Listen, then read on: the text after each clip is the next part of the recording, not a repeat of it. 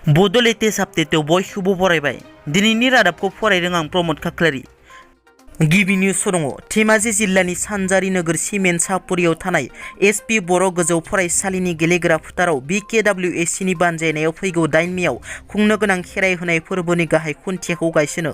खुंजानो गोनां खेराइ होनाय फोरबोनि गाहाय खुन्थियाखौ गायसननानै होयो UPPLनि बोसोनगिरि एबा एसपि बर' गोजौ फरायसालिनि बारग' लोगो गाहाय फोरोंगिरि ललित चन्द्र बर' बिथाङा। बे हाबाफारियाव BKWSCनि गाहाय मावफुं सोद्रोमा मिहिनीश्वर बसुमतारी बिथाङा बाहागो लानानै बुङो दि बड'फा उपेन्द्रनाथ ब्रह्मनि मावथांखि आरो बड'फानि सिमां बायदि आलादा बर' रायजो दानो थाखाय जों बर' हारिया खौसे जालायनानै खामानि मावनांसिगौ होनना।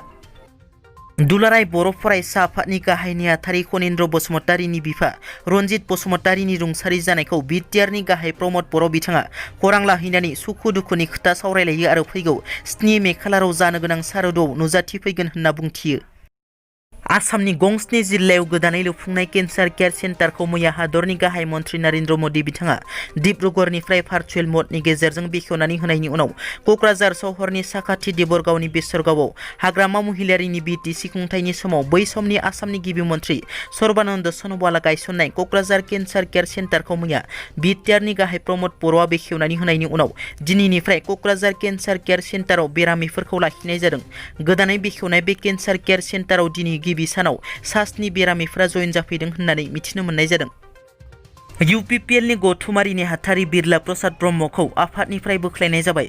माखासे समाजनि गनायजाथावै खामानिफोरखौ मावनायनि जाहोनाव उदालगुरि जिल्लानि 38 नं भैरबकुन्द ब्लक UPPLनि गौथुमारि नेहाथारि बिरला प्रसाद ब्रह्म बिथांखौ आफादनि संबिजिर बादियै डिसिप्लिनारि एक्सन लानानै आफादनिफ्राय बोख्लायनाय जायो होननानै उदालगुरि जिल्ला UPPLनिफ्राय खौरांगिरि मेलनि गेजेरजों फोसावनानै होयो।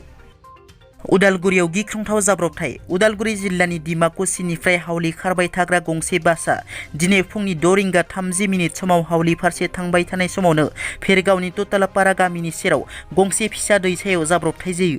मिथिनो मोननाय बादिब्ला बे बास गारियाव गासै 7 दावबायारिफोरा दंमोन।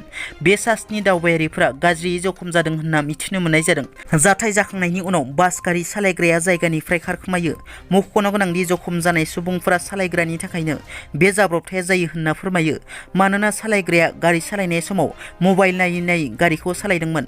बेयावनो बे जाथाया जानो मोनो होनना बुङो। बावैसो सान सिगां क'क्राझार पाटगावनि टोल गेटआव गंसे ट्राक गारिया सौग्राव फैनायनि उनाव बे एखे जायगायावनो फिन गिख्रंथाव जाब्रबथाय। बे जाब्रबथायाव 2 सुबुंनि गोब्राब जोखोम जायो। मिथिनो मोननाय बादिब्ला सोनाब बेंगल फारसेनिफ्राय गुवाहाटीसिम फैनाय HR38X9694 नंनि ट्राक गारिया गोख्रै फैनानै टोल गेटआव सौख्लायफैयो। बे जाथायाव ट्राक गारि सालायग्राजों लोगोसे टोल गेटआव साख्रि मावग्रा आइजोआ जोखोम जायो। टोल गेटआव साख्रि मावग्रा आइजोखौ समायना बसुमतारी होनना सिनायथिनाय जादों।